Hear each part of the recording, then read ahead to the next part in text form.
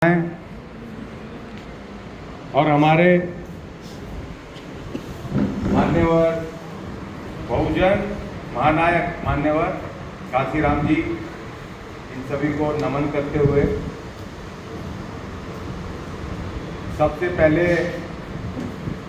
मैं आप सब लोगों से एक सवाल पूछना चाहता हूं। हमारी बहुजन समाज पार्टी की नेता पुरुष हैं महिला? आवाज नहीं आ रही। तो हमारे मंच में महिला दिखाई नहीं दे रही, बहुत दुख की बात है। मैंने अध्यक्ष जी को कहा भी था, जिस समानता के लिए ये बहुजन समाज पार्टी का गठन हुआ, जिस सामाजिक न्याय के लिए बहुजन समाज पार्टी का गठन हुआ, अगर उस बहुजन समाज पार्टी के प्लेटफॉर्म पर संगठन में अगर हम खुद अपने कार्यकर्ताओं में, नेताओं में अगर न्याय नहीं कर सकते तो बहुत मुश्किल है कि हम बहुजन सत्ता कायम कर पाएंगे। आज सवाल इस बात का नहीं है कि मान्यवर काशीराम जी ने क्या किया। आज 15 मार्च ऐतिहासिक दिन है इस देश के लिए भी और इस देश के बहुजनों के लिए भी, क्योंकि आज के दिन 1934 में एक महायोद्धा ने जन्म लिया पंजाब रोपण में। और जब वो पढ़ लिख करके वैज्ञानिक बने DRDO में, और 1965 का जो साल आया वो फिर से इस देश की इतिहास में बहुत महत्वपूर्ण वर्ष है कि DRDO के एक चेयरमैन साहब आए जो अपर कास्ट से थे, ब्राह्मण समाज से, और उनको बाबा साहेब डॉक्टर भीमराव अंबेडकर से बेहद नफरत थी। उनके स्टेटमेंट है, वो बता नहीं सकता मैं। और उन्होंने कहा कि 14 अप्रैल 1965 को इस DRDO, इस कारखाने के एक भी कर्मचारी को छुट्टी नहीं दी जाए, क्योंकि इसमें जो दलित, SC ST के जो एम्प्लॉय हैं या पिछड़े वर्ग के जो एम्प्लॉय हैं वो डॉक्टर अंबेडकर का जन्मदिन मनाने ना जा सके। विशेष रूप से ऑर्डर निकाला। लेकिन वहीं पर एक कर्मचारी और थे, जहां पर मान्यवर साहेब मैनेजर थे, वैज्ञानिक थे, अधिकारी थे, वहीं पर एक कर्मचारी भी थे मान्यवर दीना भाना, जो प्रतिवर्ष जाते थे बाबा साहेब का जन्मदिन मनाने।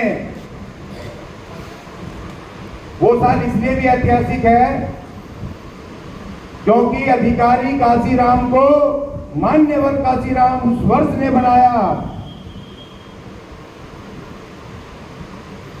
और जब दीना भाना जी नहीं माने, अधिकारियों के मना करने के बावजूद भी 14 अप्रैल 1965 को वो चले गए बाबा साहब का जन्मदिन मनाने। और 15 अप्रैल को जब आते हैं वो ड्यूटी पर, तो बाहर उनके नाम की चिट्ठी लगी होती है कि इनको कारखाने में नहीं घुसने देना है, इनकी नौकरी को बर्खास्त कर दिया गया है। अब वो लौट गए गेट से, अपने क्वार्टर में अपना बोरिया बिस्तर बांधने, मगर जो अंदर एक अधिकारी, वैज्ञानिक, नौजवान काशीराम नाम का जो अधिकारी वहां बैठा हुआ था, उनको व्याकुल हो गए कि एक आदमी ने अपनी परमानेंट नौकरी छोड़ दी आज 14 अप्रैल के लिए।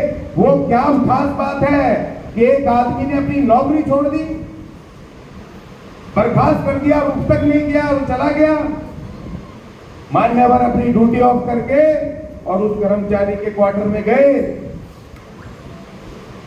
और उनको पूछा कि भाई ये बोरिया बिस्तर रखो, जा रहे थे, मुझे बताओ कि ऐसी क्या बात है, अगर नहीं मनाते, 14 अप्रैल को छुट्टी नहीं करते तो कौन सी आफत आ जाती।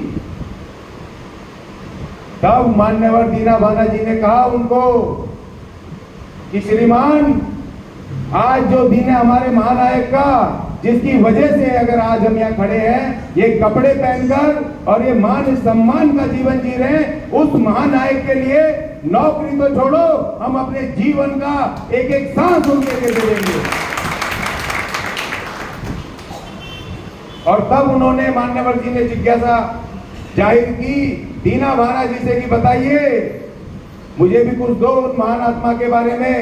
तो उन्होंने किताब दी जिसका नाम था एनिहिलेशन ऑफ कास्ट, मतलब जातियों का विच्छेद। और उन्होंने कहा, मान्यवर साहब ने कहा कि जब तक मैं ना कहूं आप नहीं जाएंगे।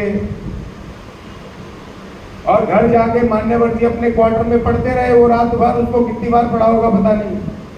सुबह 5 बजे वापस दीना भाना जी के वहां क्वार्टर में, और वहां इत्तेफाक से खरपड़े साहब भी बैठे हुए थे। तब उन तीनों ने एक प्लानिंग बनाई, मैं शॉर्टकट में बता रहा हूं।